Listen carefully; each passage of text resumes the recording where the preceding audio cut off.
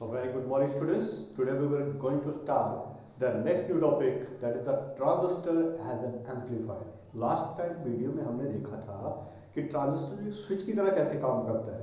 ठीक है, जब हमें वो ऑन चाहिए ऑन स्टेट में कैसे होता है, जब ऑफ चाहिए तो ऑफ स्टेट में कैसे बनता है. ठीक है, तो उसके लिए हमने कुछ कैलकुलेशंस की थी.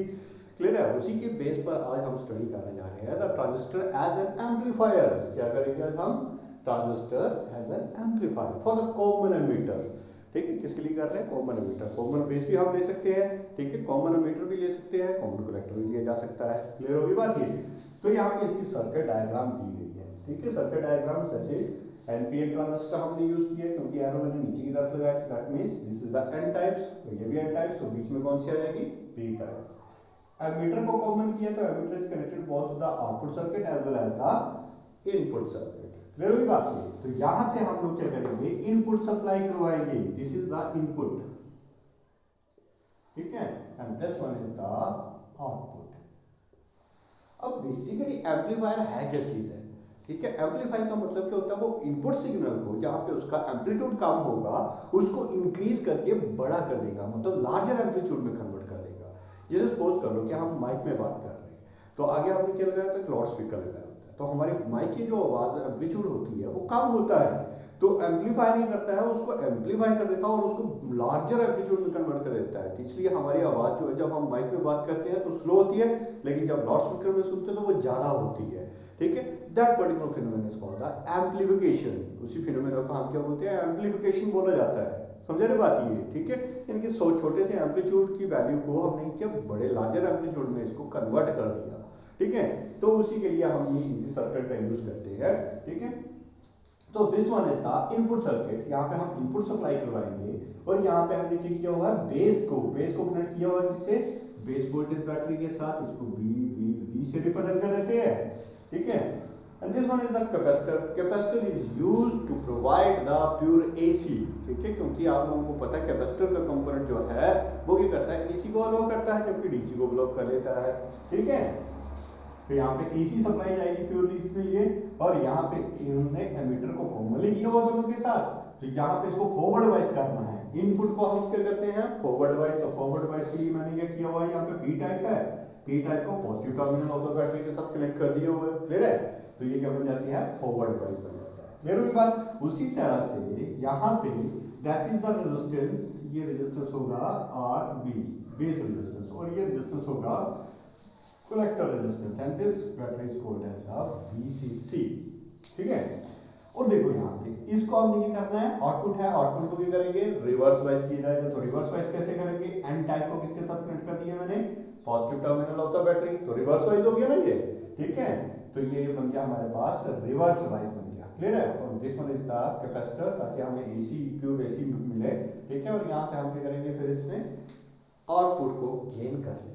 ठीक है, बिफोर प्रोसीडिंग दिस आर्टिकल मैं आपसे रिक्वेस्ट करता हूँ कि जो पीछे वाली वीडियो हमने की थी ट्रांजिस्टर एज ए स्विच, उसको एक बार जरूर देख लें. ठीक है, क्यों? क्योंकि उसी की ही हमने वहां पे इक्वेशंस बनाई थी by using the Kirchhoff's law. Kirchhoff's का लॉ का यूज करके हम लोगों ने वहां पे कुछ एक इक्वेशंस बनाई थी. ठीक है, वो इक्वेशन हम लोगों को यहाँ पे जरूर पड़ेगी. तो these are the two equations which we have derived in the previous video. फिर वही बात ये, तो उसको देखना जरूर कैसे हमने वो इक्वेशंस बनाए हैं, कैसे हमने किरचॉफ का लॉ अप्लाई किया है, दोनों कंसीडर करके. ठीक है, और उसके अकॉर्डिंगली हमारे पास यहाँ पे ये दो इक्वेशंस बनी है. This equation is called the input.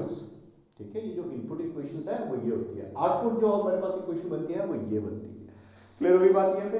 अब यहाँ पे देखो, इसमें ये सारा का सारा इसका कंस्ट्रक्शन आ गया. हमने क्या करना है? जो इनपुट आ रही है, इनपुट का एम्पलीट्यूड छोटा है. ठीक है, इनपुट का एम्पलीट्यूड क्या है? छोटा है. यहाँ पे थोड़ा सा गड़बड़ हो गई है. इनपुट का जो एम्पलीट्यूड होगा वो क्या है? स्मॉलर है. अब जब हम इसको एम्पलीफाई करेंगे, एम्पलीफाई करने के बाद इसका एम्पलीट्यूड क्या होगा? बढ़ जाएगा, इंक्रीज कर जाएगा. तो वही हमने देखना है कि why this amplitude increases when we use this transistor. कि जब हम ट्रांजिस्टर का यूज कर रहे हैं तो इसका एम्पलीट्यूड क्यों बढ़ जा रहा है? ठीक है, तो यहाँ पे इसी प्रति को हमने यहाँ पे स्टडी करना है. तो इन दोनों के बीच में जो वोल्टेज होगी दैट इज द वी से रिप्रेजेंट कर देते हैं हम उसको. ठीक है, और कलेक्टर और एमीटर के बीच की जो वोल्टेज होगी उसको हम रिप्रेजेंट कर रहे थे किससे, VCE। ठीक है, these are the junction barrier. अरे जंक्शन बैरियर्स के बारे में तो पता है, दो एनपीएन डायोड्स के बीच के जो जंक्शन बैरियर होता है वो है ये। ठीक है, इन दोनों के बीच में डिप्रेशन लेयर जो बन जाती है उसी वोल्टेज को बताता है ये VEB और VCE। ठीक है, तो यहाँ पे हो क्या रहा है, ये VCE सिलिकॉन के लिए कितना होता है, 0.7 वोल्ट होता है। ठीक है, 0.7 वोल्ट होता है अप्रोक्सीमेट, यानी कि बड़ा कम वोल्टेज है, थोड़ी सी वोल्टेज अप्लाई करो, ये डिप्रेशन लेयर को ओवरकम कर लेंगे, इलेक्ट्रॉन्स और होल्स की सप्लाई करना बस स्टार्ट हो जाएगी। क्लियर हुई बात, इसी चीज को यहाँ पे ये वोल्टेज जो है वो रिप्रेजेंट कर रही है। अब देखो इसकी मैकेनिज्म क्या है, कैसे ये काम करेगा। ठीक है, तो यहाँ पे हमने क्या किया, इनपुट सप्लाई की। फर्स्ट हाफ में हमने क्या किया, इनपुट सप्लाई की। तो इनपुट जो है फर्स्ट हाफ में क्या है, पॉजिटिव साइकिल है। जैसे ही हमने यहाँ पे पॉजिटिव साइकिल को एम्बेडेड किया इस सर्किट में, क्या हुआ, इस सर्किट में हमने पॉजिटिव साइकिल को एम्बेडेड किया, तो क्या हो रहा है यहाँ पे देखो, this circuit, input circuit already was the forward wise. क्या था, ऑलरेडी क्या था, ये फॉरवर्ड वाइज था। फॉरवर्ड वाइज में क्या हुआ था, यहाँ पे पॉजिटिव टर्मिनल जो है पी के साथ कनेक्टेड है, फॉरवर्ड वाइज है ना, तो जब पॉजिटिव हाफ साइकिल आएगा तो इसको और ज्यादा पॉजिटिविटी को इंक्रीज कर देगा। यहाँ पे पॉजिटिव वैल्यू है ना, मान लो यहाँ पे पॉजिटिव है 12 वोल्ट, क्लियर हुई बात। जैसे मैं इस पॉजिटिव हाफ साइकिल को एम्बेडेड करूंगा तो ये पॉजिटिविटी को और बढ़ा रहा है, इस वोल्टेज को पॉजिटिव टर्म में और इंक्रीज कर देगा। मान लो ये रफ डाटा ले लेते हैं, 1 वोल्ट को मोर इंक्रीज कर दिया है। ठीक है, तो टोटल कितना हो जाएगा, 2 वोल्ट। यानी कि ये जो इनपुट सर्किट है ये क्या हो रहा है, और ज्यादा फॉरवर्ड वाइज हो रहा है।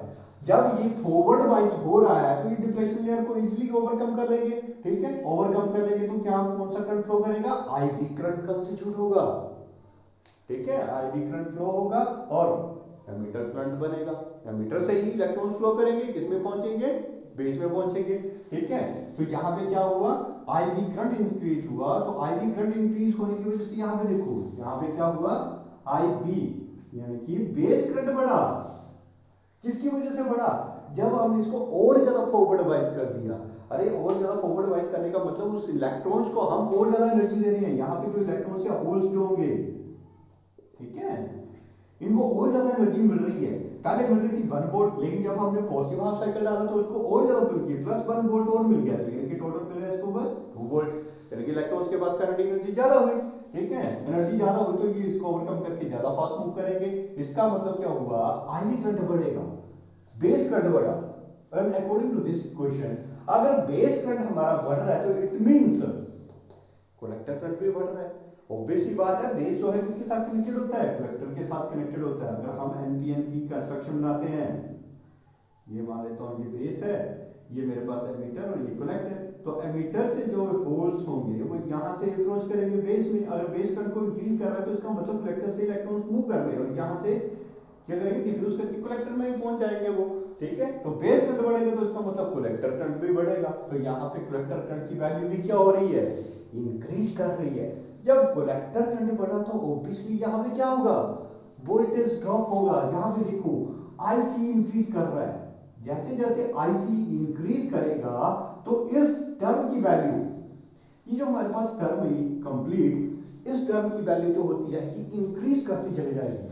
अरे इसकी वैल्यू इंक्रीज कर रही है, ये तो नेगेटिव में है, नेगेटिव में मतलब नेगेटिविटी वैल्यू क्या हो रही है, ज्यादा इंक्रीज हो रही है। फॉर एग्जांपल यहाँ पे मान लेते हैं इसकी वोल्टेज है 1 वोल्ट, ठीक है, ये फिक्स है हमारे पास, और यहाँ पे इसकी वोल्टेज मान लेते हैं, जैसे जैसे करंट बढ़ेगा और यहाँ पे पोटेंशियल ड्रॉप होता जाएगा, तो मान लो ये पहुंच गया 2 वोल्ट पहुंच गया, तो वैल्यू कितनी आएगी, -1 वोल्ट आएगी।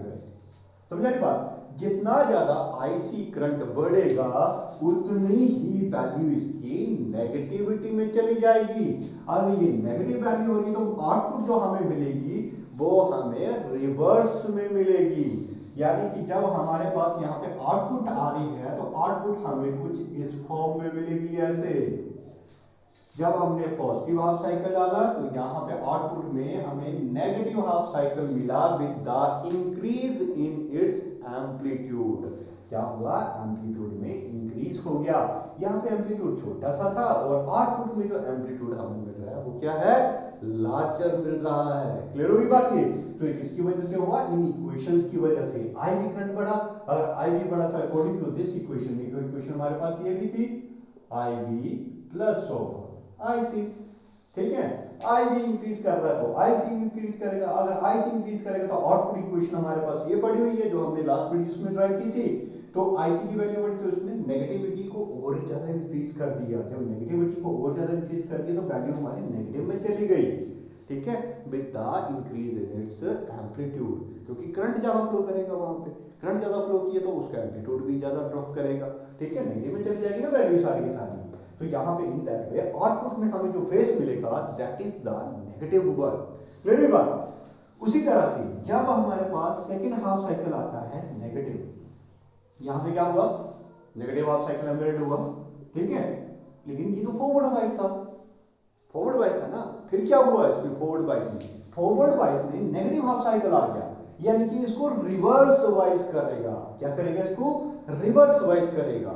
समझ रही बात, ये क्या किया इसने, रिवर्स वाइज। क्यों कर दिया रिवर्स वाइज, देखो फॉरवर्ड वाइज की वोल्टेज थी 1 वोल्ट मान लेते हैं, जब नेगेटिव वोल्टेज की आई वैल्यू मान लेते हैं इसको 2 वोल्टेज थी, ये नेगेटिव हाफ साइकिल की वैल्यू जो वोल्टेज मान लेता हूं 2 वोल्टेज थी, ठीक है, तो वैल्यू कितनी बन गई, -1 वोल्ट, और माइनस है तो इसका मतलब क्या हुआ, इसने इस फॉरवर्ड वाइज की वैल्यू को कम कर दिया, फॉरवर्ड वाइज की वैल्यू कम हो रही है, इसका मतलब डिफ्लेक्शन लेयर क्या हो रही है, बड़ी हो रही है, क्योंकि नेगेटिव में चला गया वोल्टेज, ठीक है, जब इसकी वैल्यू कम होगी तो ये नेगेटिव में चला जाएगा, नेगेटिव में चला गया तो मतलब ये कौन सा हो जाएगा, रिवर्स वाइज बन जाएगा, पी जो है नेगेटिव के साथ कनेक्ट हो गया ना, तो जितने भी यहाँ पे होल्स होंगे उनको तो अट्रैक्ट कर लेगा, नेगेटिव टर्मिनल उनको अट्रैक्ट कर लेगा, जब नेगेटिव टर्मिनल इन सभी को अट्रैक्ट कर लिया तो क्या हुआ, यहाँ पे डिफ्लेक्शन लेयर की वैल्यू क्या होती गई, बढ़ गई, पहले वाले केस में थोड़ी सी डिक्रीज कर रही थी क्योंकि पॉजिटिविटी आ रही थी, अब यहाँ पे नेगेटिविटी आ रही है तो इसकी वजह से डिफ्लेक्शन लेयर की वैल्यू क्या हो रही है, बढ़ रही है।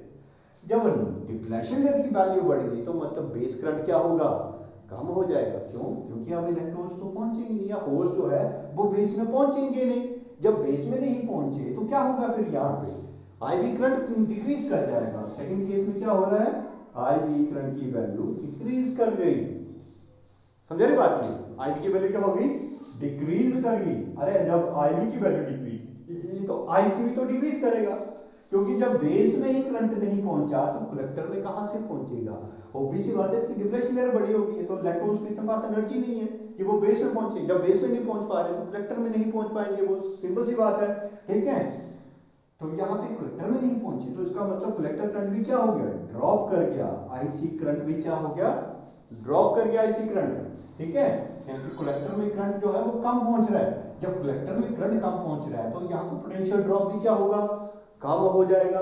तो यहाँ पे देखो आईसी की वैल्यू कम है, किसी कंपैरिजन में, इसके कंपैरिजन में, बीसीसी बैटरी की कंपैरिजन में जो हमने यहाँ पे बैटरी इंसर्ट की है, इसके कंपैरिजन में जो आईसी की वैल्यू हो रही है यहाँ पे वो बड़ी कम है, क्यों, क्योंकि बेस करंट ही नहीं बन रहा है, जब बेस करंट नहीं बना तो आईसी नहीं बनेगा, कलेक्टर करंट नहीं बन रहा है, ठीक है, तो कलेक्टर करंट की वैल्यू कम होगी, जब कलेक्टर करंट की वैल्यू कम होगी और बीसीसी की वैल्यू बढ़ रही तो बीसीसी जो वो क्या है, पॉजिटिव है, पॉजिटिव है मतलब ये पॉजिटिविटी को इंक्रीज करेगा, यानी कि हमारे पास जो आउटपुट आएगी, बी आउटपुट जो आएगी, मान लेते हैं इसकी वैल्यू जो है 2 वोल्ट और इसकी वैल्यू जो है कितनी रहेगी, 1 वोल्ट रहेगी, तो वैल्यू जो हमारे के पास आई वो किस में आई, अरे वो वैल्यू किस में आई, पॉजिटिव में आई, वो वैल्यू किसमें आई है, पॉजिटिव में आई है वो वैल्यू, सॉरी फॉर दैट, यहाँ पे वैल्यू जो आएगी हमारे पास पॉजिटिव 1 वोल्ट आ रहा है, यानी कि जब हमने यहाँ पे नेगेटिव हाफ साइकिल एम्बेडेड किया तो यहाँ पे क्या हुआ, आउटपुट में हमें पॉजिटिव हाफ साइकिल मिला, ये पॉजिटिव हाफ साइकिल मिला with the increase in its amplitude, इसका एम्पलीट्यूड में क्या हो रहा है, इंक्रीज हो रहा है, in that way we can use this transistor as an amplifier, इस तरह से हम एम्पलीफायर की तरह सॉरी ट्रांजिस्टर को एज एन एम्पलीफायर यूज कर सकते हैं हम लोग, ठीक है, तो कुछ नहीं है, सिंपल सी इन दो इक्वेशंस के ऊपर ये सारा का सारा कंसेप्ट डिपेंड है, बस इसको अंडरस्टैंड करना है कि इक्वेशन में नेगेटिव कैसे बनेगा, पॉजिटिव कितनी आएगी, वैल्यू कब बनेगी, ये वर्किंग आपको सारी आनी चाहिए, ठीक है, तो मेनली आपको एग्जामिनर इन्हीं चीज़ों के बारे में पूछेगा कि इसकी सर्किट डायग्राम बनाओ as well as its working की बताओ कि कैसे काम कर रहे हैं, तो आप लोगों ने सारे स्टेप बाय स्टेप लिख देने हैं। स्टेप 1 में क्या हुआ, हमारे पॉजिटिव हाफ साइकिल आया तो इसने फॉरवर्ड वाइज बैटरी को क्या कर दिया, और ज्यादा फॉरवर्ड वाइज कर दिया, जब और ज्यादा फॉरवर्ड वाइज हुई तो डिफ्लेक्शन लेयर कम होगी और एनर्जी जो इलेक्ट्रॉन्स के पास ज्यादा मिली, तो ज़्यादा रिड्यूस हो गया वो। इसका मतलब बेस करंट बढ़ा तो कलेक्टर करंट बढ़ेगा। जब कलेक्टर करंट बढ़ा तो अकॉर्डिंग टू दिस इक्वेशन इसकी नेगेटिव में वैल्यू ज़्यादा चली गई, नेगेटिव में चली गई तो ये फर्स्ट हाफ नेगेटिव हो जाएगा। आउटपुट में जो हाफ साइकिल आएगा वो क्या हो जाएगा, नेगेटिव में चला जाएगा। उसी तरह से सेकंड हाफ साइकिल पॉजिटिव जब आया तो नेगेटिव जब आएगा, नेगेटिव ने क्या किया, फॉरवर्ड वाइज बैटरी को कम कर दिया, फॉरवर्ड वाइज जो था वो कम हो गया।